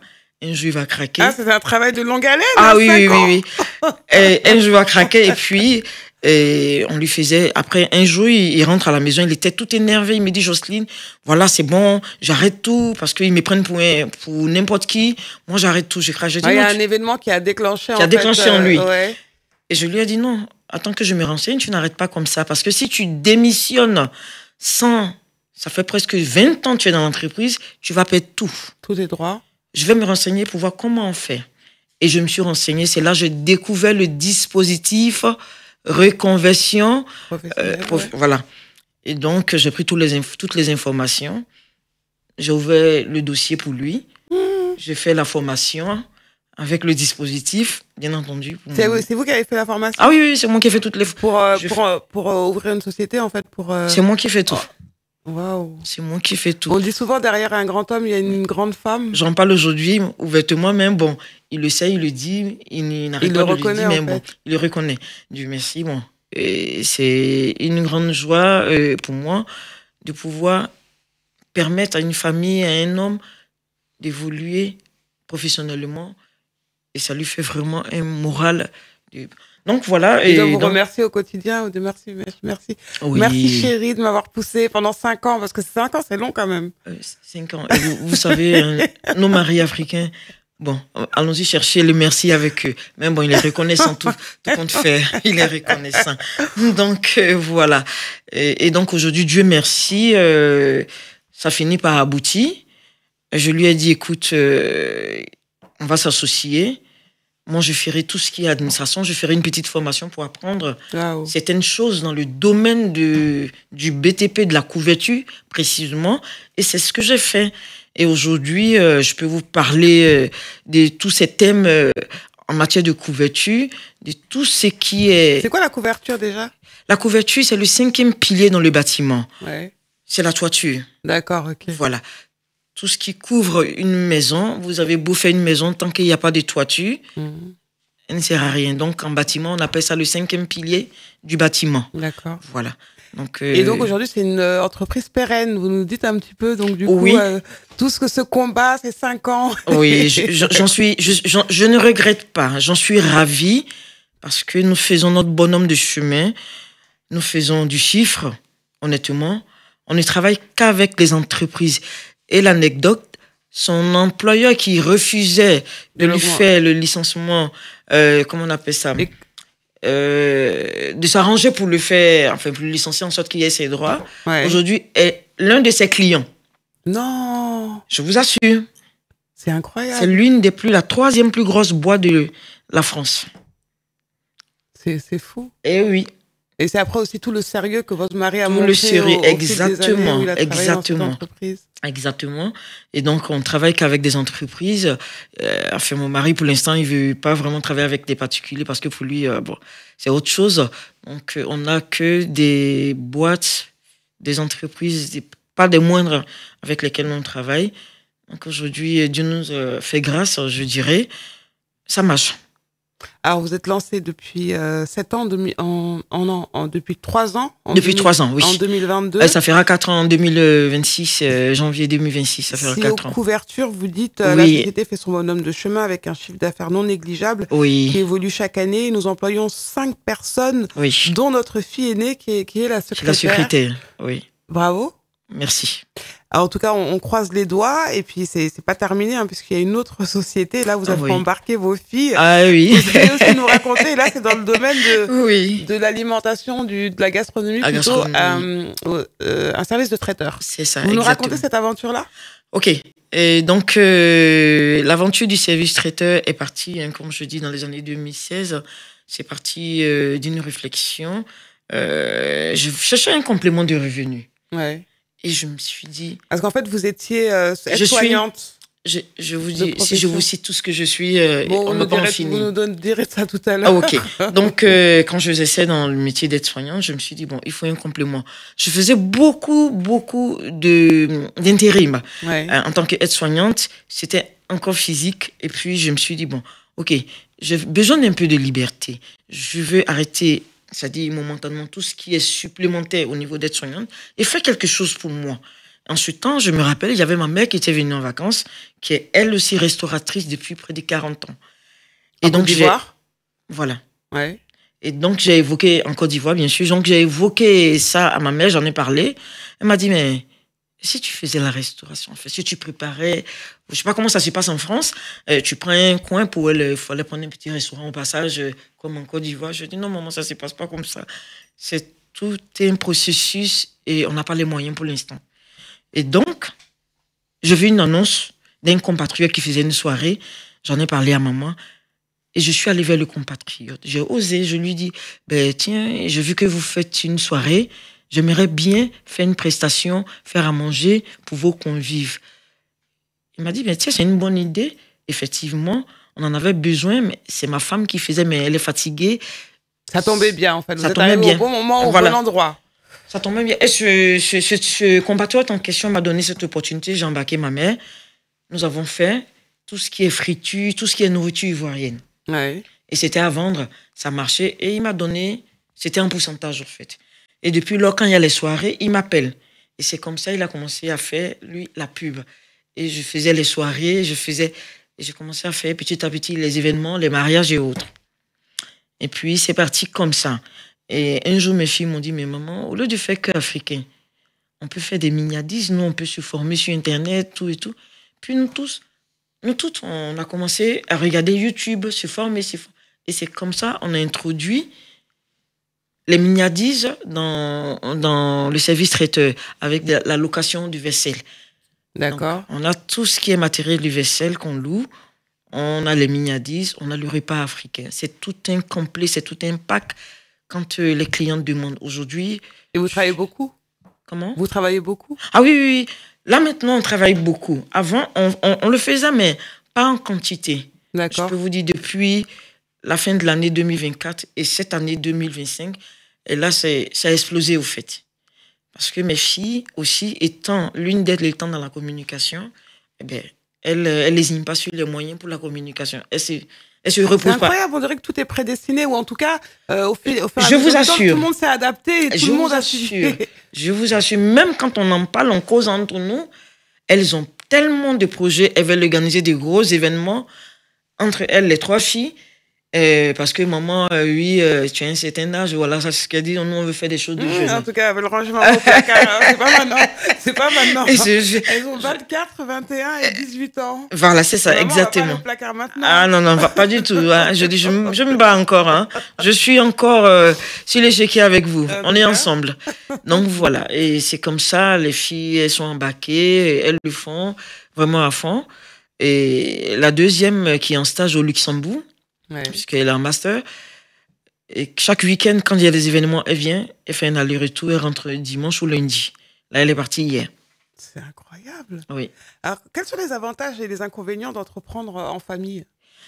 Les avantages d'entreprendre... Rapprochez-vous un peu du micro. Les avantages d'entreprendre en famille, c'est que vous inculquez quelque chose, Il y a une transmission. les transmissions à vos enfants, Ouais. à Les valeurs vous. du travail. C'est ça, exactement. Et apprendre à voir, à se défendre soi-même, Ouais. à ne pas compter forcément sur les autres, sur le travail, en tout cas, avoir un esprit d'ouverture sur le monde entrepreneurial. Ouais. Et aujourd'hui, je peux vous assurer, même dans le futur proche, dans leurs projets, elles en parlent. D'ailleurs, en 2026, elles vont organiser un grand événement pour des jeunes entre, je sais plus, 18 et 28 ans, ils ont dit, ou 30 ans. Voilà. Donc, il y a une qui projette acheter un appartement pour mettre en location, jusqu'en Côte d'Ivoire. Nous, on le fait. Ouais. Donc, elles voient tout ça, ça les motive, au fait. Et en fait, elles se disent, c'est possible, on le fait, et du coup, elles se sentent légitimes puisqu'elles vous ont vu faire. C'est ça. Elles vous ont surtout vu réussir, en fait, ce que vous entreprenez. C'est ça, exactement. Et je leur ai donné vraiment ce goût. Et c'est quoi les inconvénients, justement, de travailler Les inconvénients d'entreprendre en famille? D'entreprendre en famille, des fois, c'est maman.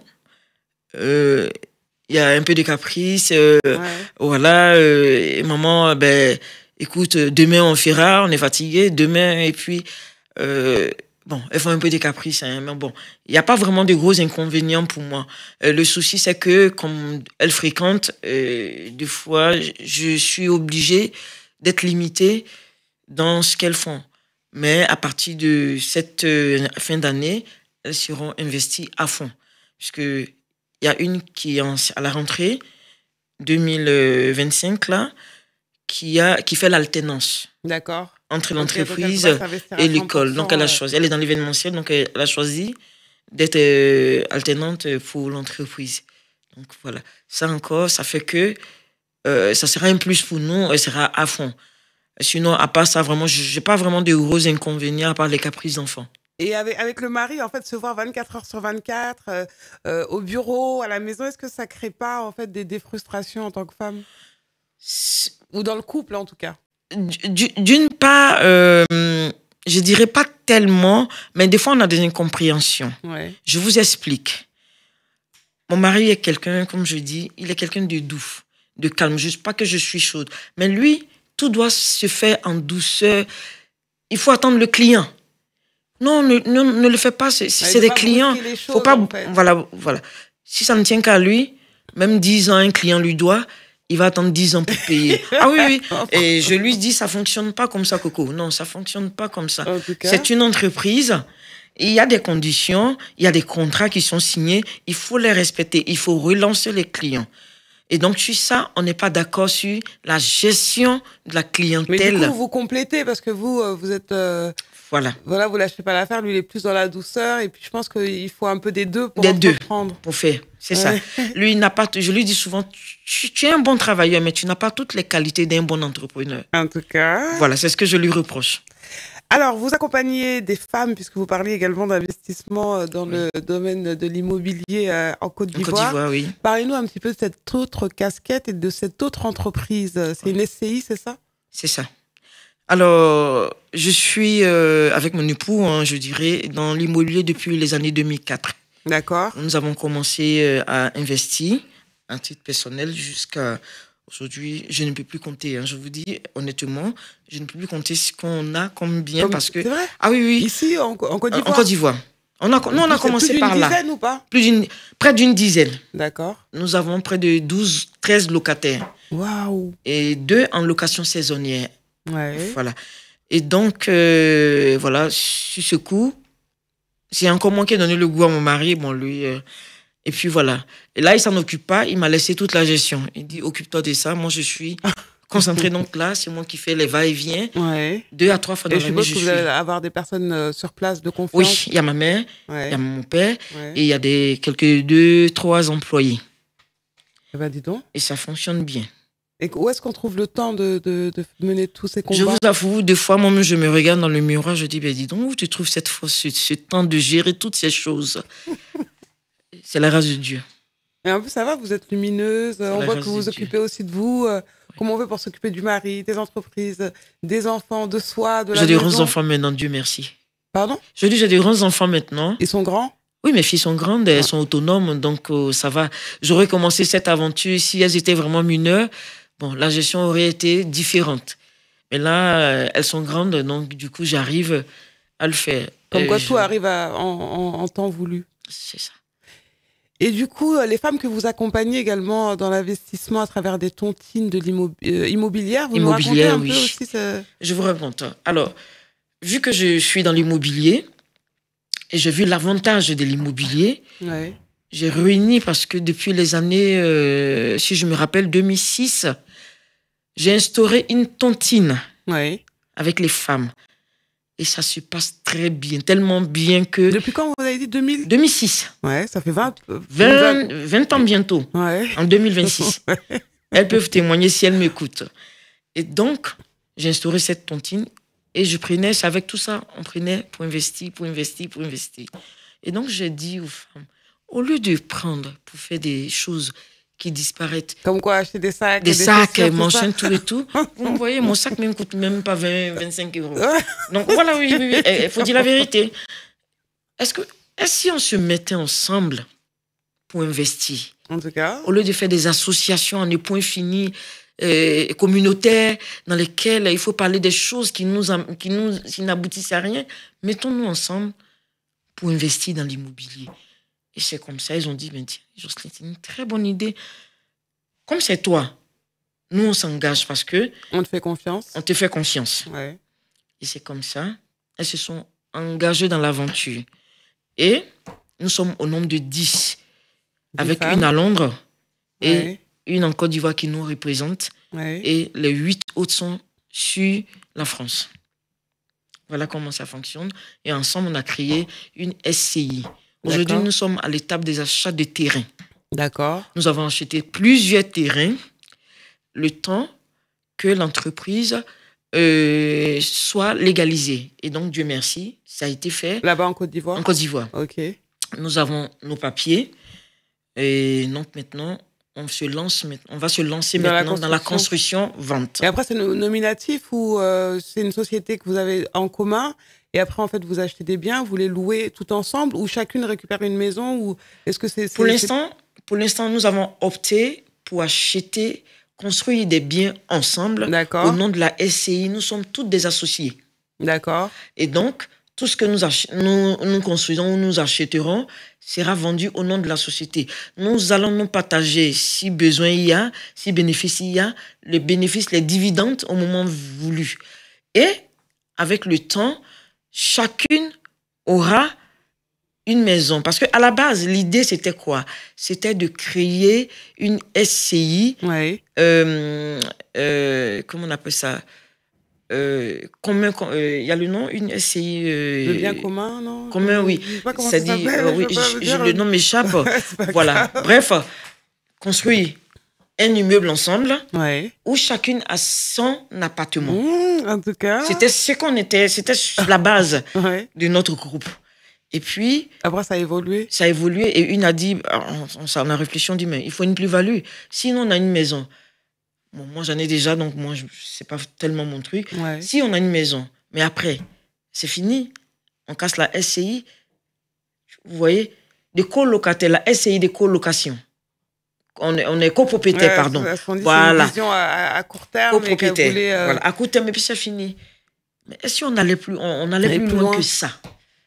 On construisait, on vendait, mais ça allait nous faire quelque chose. Plus tard, nous-mêmes, on se partage des maisons où on achète des maisons, mais à des prix différents des clients. Et donc, elles ont été toutes d'accord. Et chaque mois, on se réunissait. Et c'est quoi? Ça demande combien par mois à peu près d'investissement pour mettre ça en place? Je vous assure qu'on fait une tontine de 500 € par mois, par personne. Ouais. Ça nous fait les 10, ça fait 5 000 € par mois. Ouais. Et au bout de quelques mois, nous avons pu acheter des terrains. Ouais. Nous avons pu faire les étapes de la création en Côte d'Ivoire. Nous sommes loués les services des juristes, des personnes pour nous accompagner. Pour tout l'administratif. Notaire, l'administratif, tout et tout.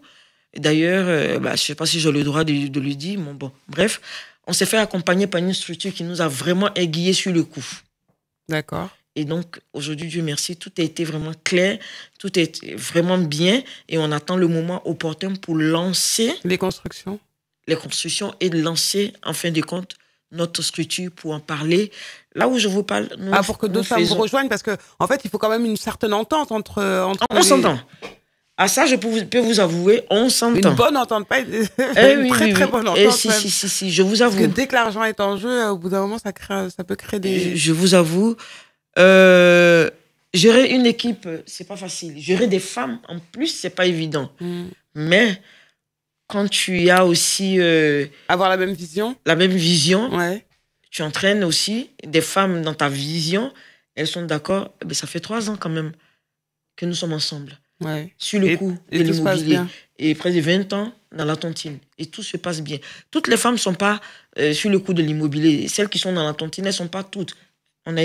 J'ai choisi, j'ai sélectionné en fonction des femmes, profils. de l'évolution du comportement, du caractère des unes et des autres. Okay. Donc voilà. Alors c'est la SCI AJPL. AJPL Construction.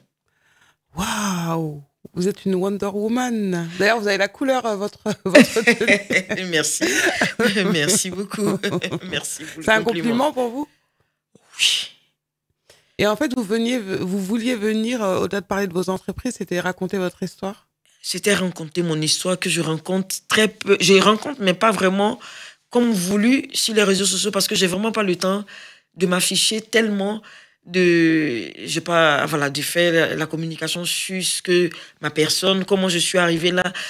Non, je fais juste les petits pubs avec mes filles. Sans plus, je me montre très peu. Et donc, voilà, on me dit, mais attends, on te connaît, bon, tu parles d'autres choses, tu motives les femmes, mais toi-même, tu parles même pas de toi. Voilà. Essaie de te vendre, parce que quand on vend une entreprise aussi, la personne derrière, il faut essayer de la vendre aussi. Raconter son histoire. Raconter son histoire pour motiver les personnes en général et des femmes, moi surtout en particulier. Alors vous êtes dans le donner et le recevoir en fait. Exactement. Merci pour le mot. C'est ça. Alors vous êtes née où en Côte d'Ivoire? Je suis née à Diokoué, je suis de l'Ouest, je suis une femme ouai. D'accord. Voilà. Vous arrivez à quel moment en France? Racontez-nous un peu la trajectoire. Alors mon époux et moi, on travaillait déjà. On était... En Côte d'Ivoire? En Côte d'Ivoire. Moi, j'étais comptable à l'ANADES, c'est l'Agence nationale du développement rural. Et lui, il était dans une boîte privée où il travaillait en tant que technicien. Et donc, du coup, étant dans la jeune chambre économique, moi, il y avait une opportunité qui s'était présentée à nous. Le congrès mondial de la jeune chambre économique à Cannes. Le 5 novembre 1999. Ça se souvient même de la date 5 novembre. Ah oui, nous sommes arrivés ici le 5 novembre 1999. 5 novembre. Oui, presque les derniers vols de Air Afrique. Ah oui, ok, oui, donc d'accord. Je m'en souviens comme si c'était hier. Et donc, j'ai dit à mon responsable de la jeune chambre économique, j'ai dit, tiens, mon époux n'étant pas de la jeune chambre, je sais qu'il ne va pas accepter. Est-ce que vous pouvez faire quelque chose pour qu'on puisse être ensemble? Parce que on veut bien partir, puis voilà, parce qu'on avait derrière autre chose. Et donc, du coup, mon époux et moi, on a fait les démarches dans le sens avec la jeune chambre, et puis nous sommes venus ensemble. On a tout abandonné ensemble, nous sommes venus. En 99, moi j'étais à Marseille, lui il est resté à Paris. D'accord. Chez un tuteur, un compatriote, un oncle. Moi, je suis allée chez une tante à Marseille. C'était très difficile par rapport à la séparation et la vie, le quotidien de l'Europe. Laisser un travail, venir ici. Changer d'environnement. L'environnement. S'éloigner de la famille, voilà. etc. C'est ça. Et des fois, on se posait la question, mais pourquoi est-ce qu'on est venu? Après, on s'est dit, bon, un jour, ça ira. Puis, ce qui nous a vraiment peiné, c'était la séparation. Parce que c'était pas la base, c'était pas fait comme ça. Et donc, du coup, bon, on a fini par accepter la situation. Jusqu'à ce que ça se décante à son niveau et que moi, je vienne... Ça a duré combien de temps, du coup? 6 mois. Ah, ça va. Je fais 6 mois à Marseille. Oui, j'ai fait 6 mois à Marseille. Et donc, après 6 mois, je suis venue sur Paris. J'étais dans le 13e arrondissement. Puis après, on a cherché un petit coin. Et comme tout immigré, nous avons fait le parcours, le processus de la vie d'un immigré jusqu'à ce qu'on fonde une famille. Et puis voilà, nous sommes là depuis lors. On s'est soutenus, sachant que dans la vie du couple, il y a des hauts et il y a des bas. Mais il faut savoir tenir, il faut savoir résoudre, il faut savoir... Alors justement, c'est quoi les ingrédients pour tenir aussi longtemps dans un mariage et toutes ces années? Vous êtes arrivé il y a 25 ans, un quart de siècle, on va dire, en France, traverser toutes ces épreuves, la séparation, le fait de commencer petit à petit, fonder une famille et tout. C'est quoi les ingrédients en fait pour que le couple reste soudé?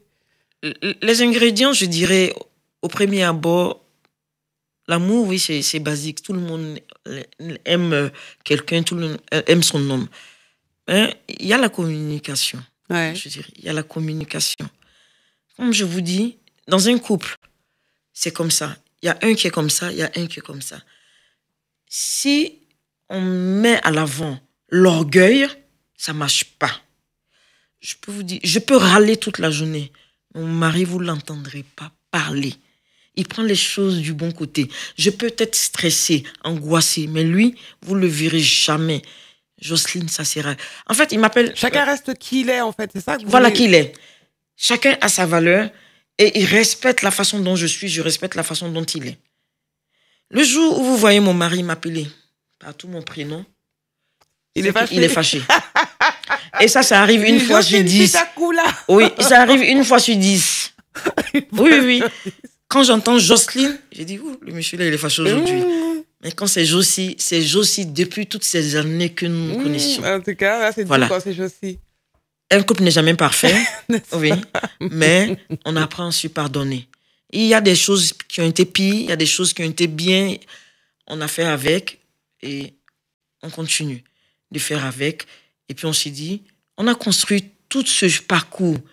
Pourquoi laisser tout ça se séparer et quelqu'un d'autre va profiter de l'un ou de l'autre et apprendre à connaître quelqu'un, tout ça.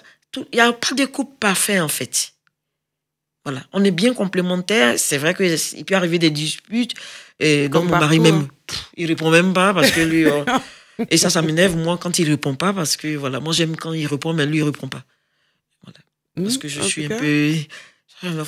Pourquoi il répond pas? Il va sous les draps, il est couché. Je suis en train de parler, je suis énervé, il me calcule même pas. Et bon, il a compris, il a la méthode, il sait... comment ça fonctionne avec moi. Voilà, exactement. Faire avec l'autre. Jocelyne Pita Coula, vous êtes une femme heureuse, une maman heureuse, une femme mariée heureuse, une entrepreneuse heureuse. Je dirais par la grâce de Dieu, j'ai traversé certaines difficultés. J'ai pas été heureuse forcément tous les jours, mais je suis heureuse aujourd'hui.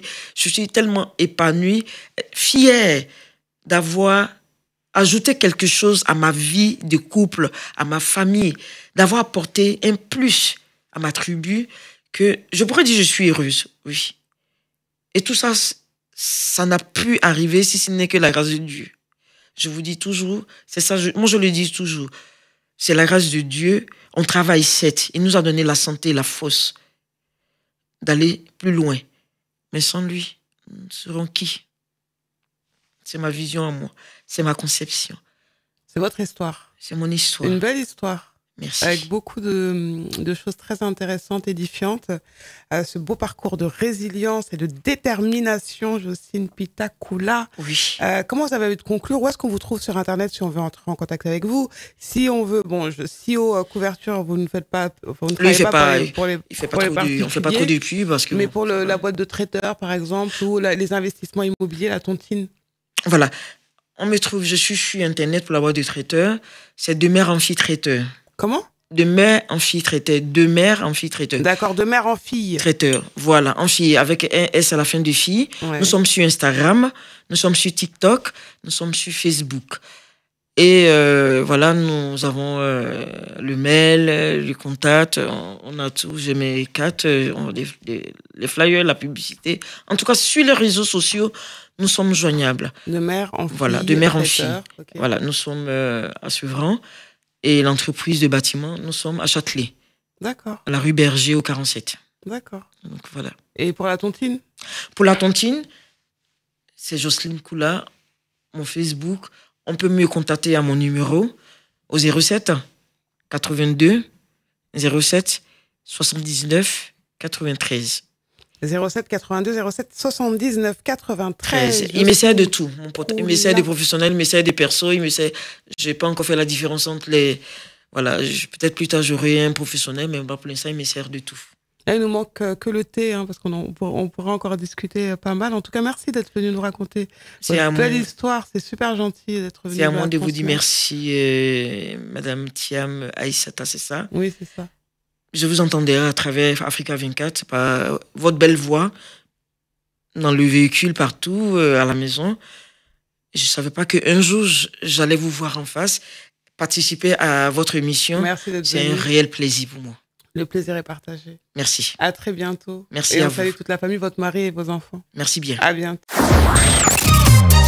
Les matins d'Aïssa. sur Espace. Dans les matins d'Aïssa, petit à petit, l'oiseau fait son nid.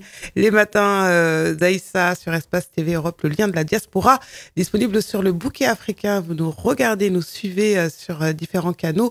Sur Free, c'est 440, Orange 589 et Bouygues 721. Je commence à connaître par cœur. Je vous souhaite une excellente journée. On va se retrouver demain pour de nouvelles aventures avec de nouveaux invités, de nouvelles histoires inspirantes à raconter avec 2 invités musicales. Je ne vous en dis pas plus. Branchez-vous dès demain, 10h. Salut, à demain. Les matins d'Aïssa sur Espace.